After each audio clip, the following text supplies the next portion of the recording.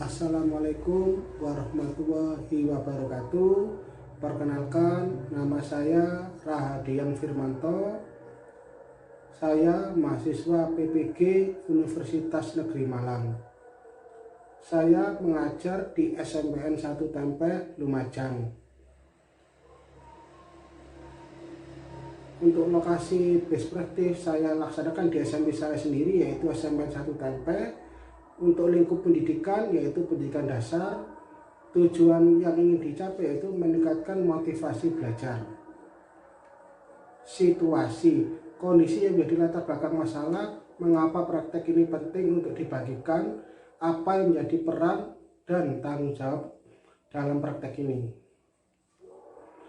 Kondisi yang menjadi latar belakang dari saya adalah: satu, model pembelajaran yang digunakan sehari-hari adalah model konvensional di mana guru menjadi pusat dalam pembelajaran atau teacher center. Proses pembelajaran berlangsung satu arah, kemudian siswa diberi latihan soal untuk mengukur capaian dari pembelajaran. Penggunaan metode konvensional dalam pembelajaran dapat menyebabkan motivasi belajar siswa rendah. 2. Pemanfaatan teknologi dalam pembelajaran masih kurang. Pada generasi Z atau generasi yang sekarang, kebanyakan siswa cenderung lebih banyak memanfaatkan teknologi, yaitu HP, dalam kehidupan mereka. Sehingga saat guru menyampaikan pembelajaran hanya dengan menggunakan buku akan membuat motivasi belajar mereka rendah. 3. Penggunaan metode ceramah secara terus-menerus dalam pembelajaran menyebabkan siswa merasa bosan. Hal ini terlihat pada saat guru sedang menjelaskan materi pembelajaran, banyak siswa yang menunjukkan ekspresi bosan. Praktek pembelajaran ini sangat penting untuk dibagikan karena menurut saya banyak guru yang mengalami permasalahan yang sama dengan permasalahan yang saya alami, sehingga diharapkan selain bisa memotivasi diri saya sendiri, juga bisa memotivasi guru, juga menjadi salah satu bahan referensi atau inspirasi bagi guru yang lain. Sebagai guru, saya mempunyai peran dan tanggung jawab untuk meningkatkan motivasi belajar IPS siswa secara aktif dengan menggunakan media dan model pembelajaran yang tepat serta inovatif, sehingga tujuan pembelajaran dari hasil belajar siswa dapat tercapai sesuai yang diharapkan. Tantangan, apa saja yang menjadi tantangan? Berdasarkan kajian literatur dan hasil wawancara yang saya lakukan, eksplorasi penyebab masalah antara lain: 1. Motivasi belajar siswa rendah. 2. Media yang digunakan belum optimal. 3. Model pembelajaran yang digunakan guru belum inovatif. Dari penyebab di atas, tantangan yang dihadapi guru adalah: 1. Guru harus bisa menumbuhkan motivasi belajar siswa melalui proses pembelajaran yang menyenangkan. 2. Pemilihan media yang tepat agar merangsang anak untuk belajar. 3. Pemilihan model pembelajaran disesuaikan dengan karakteristik materi pembelajaran dan siswa. Dilihat dari tantangan tersebut, bisa disimpulkan bahwa tantangan yang dihadapi melibatkan guru dari segi kompetensi pedagogik dan profesional, sedangkan dari siswa adalah motivasi belajar. Aksi, langkah-langkah apa yang dilakukan untuk menghadapi tantangan tersebut, strategi apa yang digunakan, bagaimana prosesnya, siapa yang terlibat, apa saja sumber daya atau materi yang diperlukan untuk melaksanakan strategi ini. Nah, langkah-langkah yang dilakukan guru dalam menghadapi tantangan tersebut antara lain: 1. Meningkatkan motivasi siswa. Strategi yang dilakukan guru dalam meningkatkan motivasi siswa adalah dengan merancang pembelajaran yang berpusat pada siswa. Di sini guru dalam mengembangkan RPP dengan kegiatan yang berpusat pada siswa pemilihan media pembelajaran, saya menggunakan media pembelajaran Peta Indonesia sebagai alat bantu agar siswa mudah memahami materi.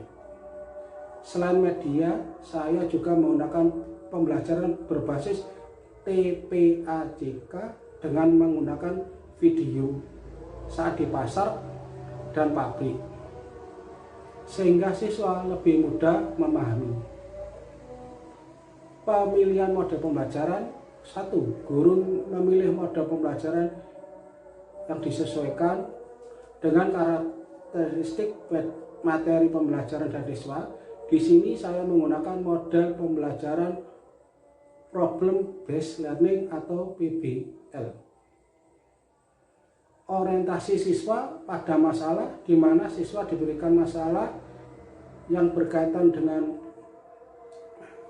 perdagangan, kemudian mengorganisasikan siswa untuk belajar, di mana siswa dibagi menjadi beberapa kelompok. Selanjutnya, membimbing penyelidikan secara kelompok, di mana guru mengunjungi tiap kelompok untuk memberikan bimbingan dan arahan dalam pemecahan masalah. Kedua, siswa menyajikan hasil diskusi, di mana tiap kelompok diwakili satu orang untuk mempresentasikan hasil diskusi. Selanjutnya, menganalisis dan mengevaluasi proses pemecahan masalah, di mana guru dan siswa menyimpulkan hasil diskusi dari semua kelompok. Refleksi hasil dan dampak. Bagaimana dampak dari aksi, dari langkah-langkah yang dilakukan? Mengapa hasilnya efektif atau tidak efektif? Mengapa? Bagaimana respon orang lain terkait dengan strategi yang dilakukan? Apa yang menjadi faktor keberhasilan atau ketidakberhasilan dari strategi yang dilakukan? Apa pembelajaran dari keseluruhan proses tersebut? Dampak dari aksi dan langkah-langkah yang dilakukan dirasa hasilnya efektif dan dapat dilihat dari: 1. Desain kegiatan yang berpusat pada siswa sangat meningkatkan keaktifan siswa saat proses pembelajaran, sehingga siswa termotivasi untuk belajar. Kedua, pemilihan media pembelajaran berupa peta dan video yang dipadukan dengan pembelajaran berbasis TPAJK yang berupa video pembelajaran yang dapat merangsang siswa untuk aktif belajar. Terbukti dapat meningkatkan pemahaman dan hasil belajar siswa di atas KKM. Pemilihan mode pembelajaran Problem Based Learning atau PBL dapat menumbuhkan siswa berpikir kritis, terlihat dari respon yang diberikan siswa dalam menanggapi pertanyaan guru seputar materi. Respon siswa terhadap kegiatan belajar ini sangat antusias karena pembelajaran sangat menyenangkan, media yang digunakan sangat menarik, sehingga materi dapat mudah dipahami. Faktor keberhasilan pembelajaran ini sangat ditentukan dari kemampuan guru mengelola pembelajaran berdasarkan penguasaan terhadap media, model, dan langkah-langkah kegiatan pembelajaran yang sudah dibuat. Pembelajaran yang bisa diambil dari proses dan kegiatan yang sudah dilakukan adalah penggunaan media, model, dan inovasi pembelajaran sebagai upaya perwujudan pembelajaran bermakna bagi siswa, telah mampu mengembangkan kreativitas guru sehingga proses belajar mengajar sesuai dengan yang diharapkan.